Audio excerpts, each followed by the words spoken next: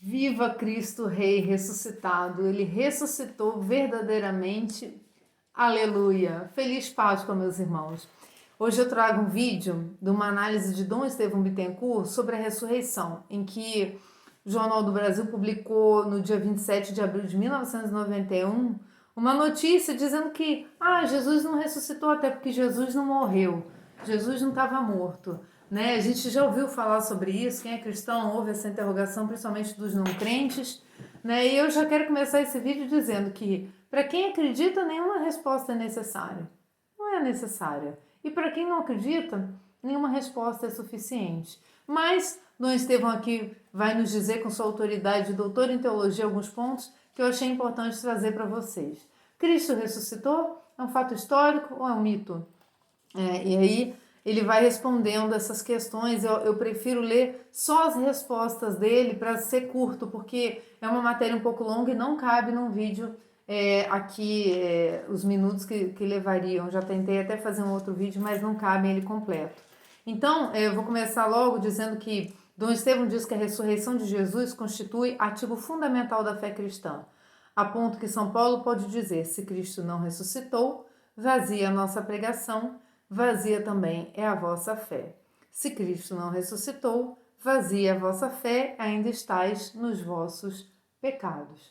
Não tem uma salvação, né? É Ele que leva embora, divinifica a nossa natureza quando nos unimos a Ele pela fé, pelas obras, pela prática das virtudes, pela desconfiguração do mundo desta vida terrena e configuração à vida futura e a Cristo. Então, seria vã nossa fé. A ressurreição de Jesus. Credibilidade. A credibilidade da ressurreição de Jesus baseia sobre dois principais pilares: o testemunho dos apóstolos, testemunhas oculares disso, da vinda dele, da ressurreição dele, porque ele mesmo se fez aparecer em vários momentos para os apóstolos, reafirmando sua fé no envio da missão em Pentecostes, mostrando para eles que estava do lado da igreja, que jamais deixaria a igreja, mas enviaria o Paráclito, que ia revelar muito mais coisas que ele ainda não havia revelado. O testemunho dos apóstolos e da igreja, então, é uma das principais pilastras, e o sepulcro vazio é a outra. Então, a gente vai pular aqui, em que Dom Estevão diz assim, que desde os primeiros anos da pregação do Evangelho já existia entre os fiéis uma profissão de fé na ressurreição de Cristo, formulada em frases breves e pregnantes. Essa fórmula de fé antiquíssima professa a ressurreição corpórea de Cristo como realidade histórica. Por quê? Porque a tradição, porque aqueles que estavam colados com ele, pessoa a pessoa, terão testemunho da verdade. Toda vez que eles falam isso, eles dizem: eu dou testemunho da verdade, eu vi com os meus próprios olhos. Né? Então, não acreditar num testemunho, você precisa ter algo contra as testemunhas, não é isso? Para a comprovar, havia testemunhas oculares, das quais de São Paulo muitas ainda viviam 20 e poucos anos após a ressurreição do Senhor. Elas continuaram dando esses testemunhos. Esta fé não surgiu tardiamente, nem do nada, né? Portanto, na história das primeiras comunidades cristãs, mas é o eco direto da missão de Cristo, acompanhada dia a dia pelos apóstolos. E a gente lê muito em Atos dos Apóstolos, Pedro falando sobre isso. Aos apóstolos amedrontados que julgavam ver um fantasma, Jesus pede que o palpem e verifiquem que tem carne e osso. Além disto, comeu na presença deles para lhes incutir o realismo da sua corporeidade ressuscitada. Né? Na noite da Páscoa, Jesus aparece aos discípulos e dá testemunho a tocar suas mãos e seu lado, certamente porque estavam as chagas que o identificavam como o Senhor, morto e ressuscitado. Essas são as testemunhas. A São Tomé, que era aquele que não seria testemunho ocular, Jesus aparece e diz, né, com mais ênfase ainda: põe aqui teu dedo e vê minhas mãos. Estende tua mão e põe no meu lado, onde foi perfurado, né? Do lado direito para atingir até o coração a lança entrou, né? E estende tua mão e põe-na no meu lado. Não sejas incrédulo, mas crê, respondeu-lhe Tomé, meu Senhor e meu Deus. A pouca fé do apóstolo foi assim vencida pela evidência dos fatos. Então, se você tem alguma dúvida, peça ajuda a São Tomé. Invoque São Tomé, né? Porque São Tomé foi aquele que precisou ver para crer. E um dia talvez você vá ver não crendo, e aí isso é perigoso, né? Porque que nós todos vamos ver no julgamento final, vamos. E aí se você não acreditou? O sepulcro vazio, a outra, né, o outro pilar, né? Os chefes dos judeus tomaram consciência do significado deste fato e resolveram dissipá-la, assim como também queriam matar Lázaro, o ressuscitado, né? O ressuscitado entre aspas, né? O que foi tirado dos mortos e voltou à vida. Para ressuscitar nós precisamos morrer para essa vida, né? E viver na outra vida com Cristo. Então Lázaro, na verdade, ele ressurgiu, né? Mas eles tinham Lázaro como um ressuscitado, corpo, sangue, vivo ali na frente deles. Então eles queriam também matar Lázaro porque era uma testemunha. Mas aí deram aos soldados uma vultosa quantia de dinheiro recomendando: dizei que os seus discípulos vieram de noite enquanto dormíeis e roubaram o cadáver de Jesus. Ué, como é que eles vão dizer que o discípulo veio de noite enquanto dormiam? Como é que eles vão dar testemunho se estavam dormindo? Muito inteligente. Se isso chegar aos ouvidos do governador, nós o convenceremos e os deixaremos sem complicação. Eles tomaram dinheiro e agiram de acordo com as instruções recebidas. Está na carta de Mateus 28, 12 ao 15. Ao comentar este episódio, Santo Agostinho, que não é bobo nem nada, diz assim: salienta sua índole ridícula. Os guardas não podiam ser testemunhas de algo ocorrido durante o sono dos mesmos. Quem dormiu não foram os guardas, mas foram os chefes dos judeus que deram tais ordens aos guardas. Gente, é hilário, né? O sepulcro vazio significa que o cadáver de Jesus foi assumido pela alma humana de Jesus, de modo a restituir a sua natureza íntegra, que estava unida à divindade da segunda pessoa da Santíssima Trindade. Então, daí, Dom Estevão vai dizer que 4 dúvidas merecem consideração, que é o docetismo, que também tem a ver com o gnosticismo, aquela divisão entre matéria e espírito, em que a matéria é uma coisa ruim, então não pode ser nenhuma coisa boa, que é o espírito. Né? É uma heresia, são as heresias que vêm plantar a dúvida, né? São coisas demoníacas mesmo, vêm plantar dúvida nos corações. Né? Então esse dualismo não lhes permitia admitir que a divindade tivesse glorificado a matéria, ressuscitando após a morte. Por conseguinte, diziam que Cristo tinha ressuscitado apenas numa aparência, mas não na realidade. O cadáver de Jesus teria sofrido a decomposição, sim. E a esta objeção, Dom Estevão responde: seria recordada a ênfase com que os evangelistas incutem a presença das chagas, né? Notas típicas do corpo de Jesus após a ressurreição. Ou seja, você não pode acreditar que Jesus ressuscitou sem ter visto as chagas, que foi o que eles narraram, as chagas, eu toquei, eu vi, estava com as chagas, né? O corpo não é um acidente estranho ao ser humano. A matéria não é algo estranho ao ser humano. Muito menos é cárcere, o sepulcro da alma. E até porque quando Deus fez homem, ele viu que tudo era bom. Então não tem como a matéria ser algo ruim. Essa não é um anjo punido na carne, mas foi criada para se aperfeiçoar na carne humana. Isso quer dizer que o corpo é corresponsável pela sorte da pessoa. Com seus afetos e paixões, ele integra a personalidade. Por isso que, separou o corpo e alma, benção, acabou. Por isso também é conveniente que ele participe do estado póstumo, o corpo, né? Reunido à alma pela ressurreição. É uma lógica, um raciocínio lógico. Foi por isso que o Filho de Deus quis assumir a natureza corpórea do homem, viveu as sucessivas etapas da vida humana e ressuscitou, restaurando a carne humana que serviria de instrumento ao pecado. Serviria, não serve mais. Em consequência, todo homem sabe que é chamado à consumação da vida em sua condição psicossomática, ou seja, ele todo o seu ser. Para afirmar essas verdades, Tertuliano dizia: a carne é o gonzo da salvação, é mediante a carne de Cristo, morta e ressuscitada, que veio a salvação do mundo. E tem uma outra heresia da escola de Rudolf Bultmann, que julga que todo episódio transcendental só pode ser ficção ou mito. Ele nega a ressurreição corpórea e diz que o corpo morreu, né? Mas quem ressuscitou foi a mensagem, não o mensageiro.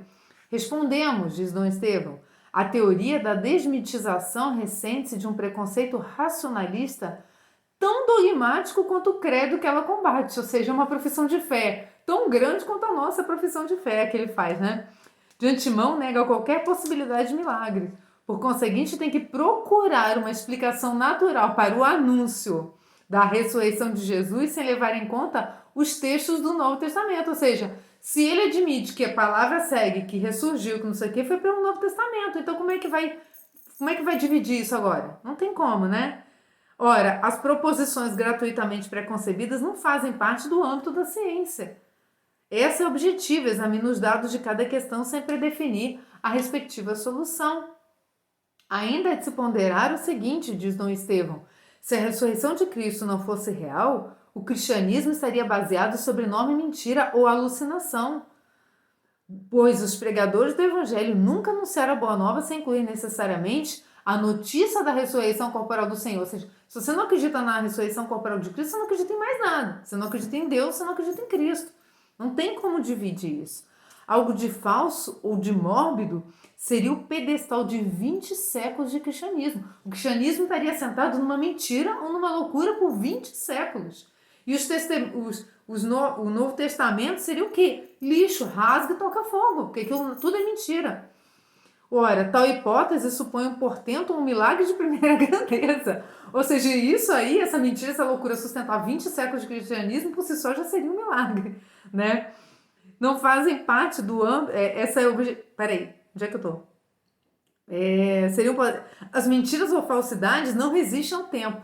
Isso a gente sabe. Ora, até hoje não se pode derrubar a crença na ressurreição de Cristo como se fosse lendária ou mítica. É, por conseguinte, mais razoável crer no milagre da ressurreição de Cristo por obra da onipotência divina do que crer que, segundo o milagre do racionalismo moderno, a mentira e a doença mental tenham dado fruto a 20 séculos de cristianismo. Aqui ele faz uma ironia. Há quem negue em nossos dias a historicidade. Dizem que não pode ter tido como histórico acontecimento que não caia sob o controle do método de pesquisa histórica. Aí Dom Estevão responde: a questão se reduz ao uso do vocábulo histórico, sem que os objetantes tensionem negar a realidade da ressurreição de Jesus, ou seja, dizer que aquilo não é histórico, mas não prova que aquilo não aconteceu. O teólogo protestante, ele vai citar um teólogo que diz que é histórico todo evento que possa caber em coordenadas de espaço e tempo, cabe. Ou seja, todo evento que tenha acontecido em determinado momento, em determinado local, historicamente registrado. Está lá no Novo Testamento, né? Nos Evangelhos. Ora, a ressurreição de Jesus pode ser datada, como também pode ser situada na Palestina, em Jerusalém, ficando o sepulcro vazio como indicação topográfica. Daí pode-se dizer que a ressurreição de Jesus não foi somente um fato real, mas foi também um fato histórico, segundo Pannenberg e teólogos de autoridade. Vamos pular aqui para a síntese de autenticação, né, que é o sentido teológico. Jesus, como homem, morreu após haver pregado o evangelho que desagradou os judeus, né? O Pai o quis ressuscitar, testemunhando por este sinal da sua onipotência.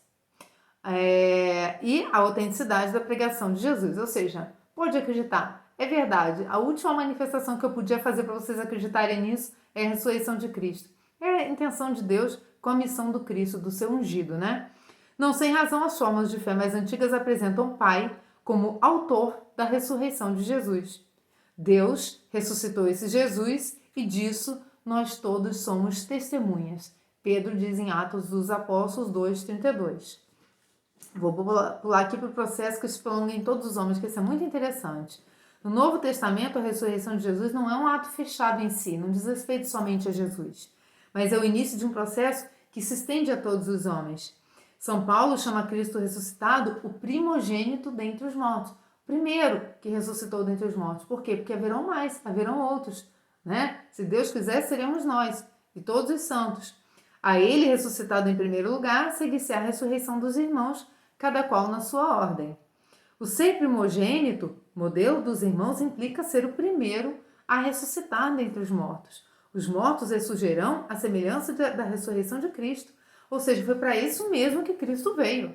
Para trazer a matéria humana, corruptível lá no caixão, a possibilidade de ressurgir como criatura divina, que nunca vai querer a morte da sua criatura, né? Nunca vai querer se apartar da sua criatura. Tanto que quando ele foi, ainda continua vivo e presente no corpo e sangue. Então ele não larga da gente de jeito nenhum amor. O amor de Cristo, sim, o amor louco e apaixonado. Não é isso? Foi por isso que ele veio. É esse o sentido da ressurreição dele. O sentido é prático, não é filosófico. O mesmo São Paulo se compraz em desenvolver essa doutrina, afirmando que na ressurreição de Cristo teve início a nossa própria ressurreição. Eis a ousada sentença do apóstolo: quando estávamos mortos em nossos delitos, vivificou-nos juntamente com Cristo, pela graça fostes salvos, e com ele nos ressuscitou e nos fez assentar nos céus em Cristo Jesus. E me vinha esses dias na cabeça, quando a gente professa na nossa fé católica, eu creio, o credo, diz assim, desceu à mansão dos mortos. Ora, quando Deus se fez homem, ele fez o quê? Ele desceu à mansão dos mortos. Quem são os mortos? Nós. Nós estamos mortos até nos unirmos perfeitamente a Cristo na ressurreição no dia final. Por isso que São Paulo vive dizendo que a gente está morto para essa vida, que tem que viver na outra vida, que a gente não pode viver segundo a carne, que quem vive segundo a carne morre segundo a carne, apodrece, que a gente tem que viver segundo o Espírito, e o Espírito que vivifica. Eu vou deixar aqui as passagens de São Paulo, que estão aqui nessa pergunta e responderemos, para vocês irem lendo ao longo dessa semana em que a gente comemora a Páscoa, porque vale muito a gente fazer esse tipo de reflexão. Jesus desceu à mansão dos mortos para que os mortos pudessem ressuscitar com ele. Essa figuração da Páscoa, morte, ressurreição e ascensão, somos nós, meus irmãos. É o que Deus nos fez para conviver com ele. Ótimo, meu gato resolveu passar na frente da câmera. Pergunta-se, em que sentido já fomos ressuscitados se ainda somos pecadores imortais? A resposta é dupla, Dom Estevão vai dizer. Cristo, como homem, tendo ressuscitado e glorificado, mereceu para todo o gênero humano, conquistou para nós o direito a semelhante sorte. Nos resgatou da morte, nos tirou da escravidão do pecado. A escravidão de que? De estar preso aqui nesse corpo. Está querendo elevar os nossos sentimentos e a nossa vida nele.